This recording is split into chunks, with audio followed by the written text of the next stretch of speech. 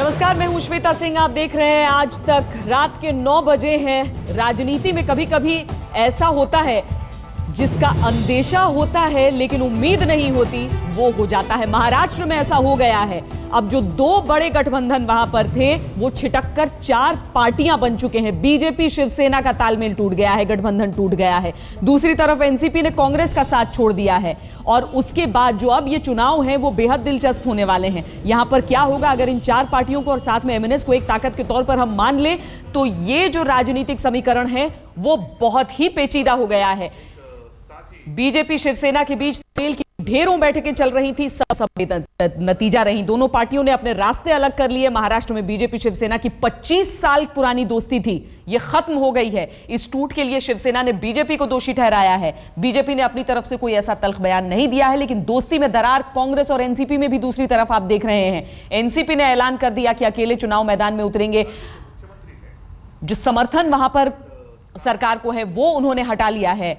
यानी कुल मिलाकर यहां पर जो स्थिति हमें नजर आ रही है, इतने दिनों से दोनों गठबंधन आश्वासन जनता के सामने आकर यह देते थे कि सब कुछ ठीक ठाक हो जाएगा, लेकिन सीटों के बंटवारे को लेकर किसे कितनी सीटें मिलेंगी चुनावों में लड़ने के लिए, उन चीजों को लेकर यह लड़ाई बढ़ती रही। मुख्यमंत्री के नाम को लेकर भी यह लड़ाई थोड़ी सी बढ़ी और अब आखिरकार यह हुआ है कि ये दोनों गठबंधन टूट चुके हैं।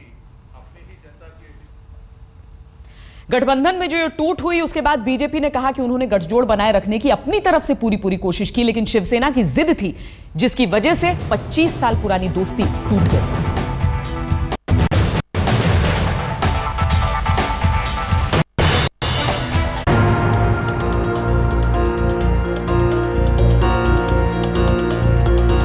जो नेता एक दिन पहले तक शिवसेना से चुनावी बैठकें कर रहे आज मुंबई में उसी दोस्ती के खात्मे के लिए एक साथ पहुंचे।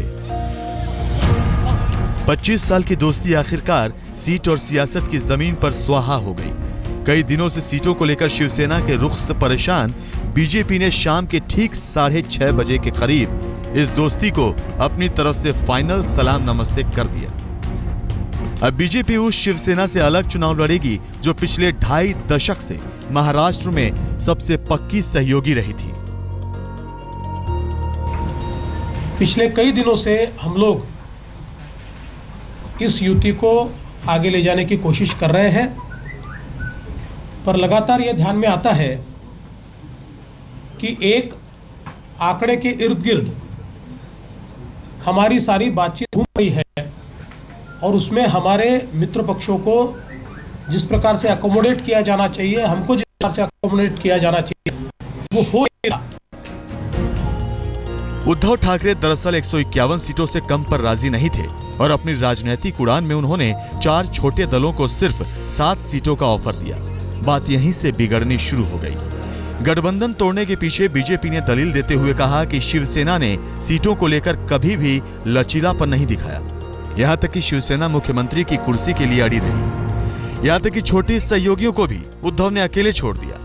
बीजेपी का आरोप है कि शिवसेना बार बार शब्द बदलकर एक ही प्रस्ताव भेजती रही। अब ना तो बातचीत के लिए वक्त बचा था और ना ही कोई रास्ता निकल रहा था। बीजेपी ने अब सारे छोटे सहयोगी दलों को अपनी तरफ समेटकर शिवसेना को सबसे तगड़ा झटका भी दिया। इस कांग्रेस और राष्ट्रवादी कांग्रेस की सरकार को महाराष्ट्र से हटाना, ये हमारा सबसे महत्वपूर्ण ध्येय है, यही हमारा मकसद है। और उसी दृष्टि से हम लोगों ने ये निर्णय किया है कि हम लोग हमारे जो साथी हमारे साथ हैं उन साथियों के साथ अपना मार्गक्रमण करेंगे। हमारे पास समय बचा नहीं है, अब इससे आगे चर्चाएं हो नहीं सकती। चर्चाओं में से कोई नई बात नहीं निकल रही है।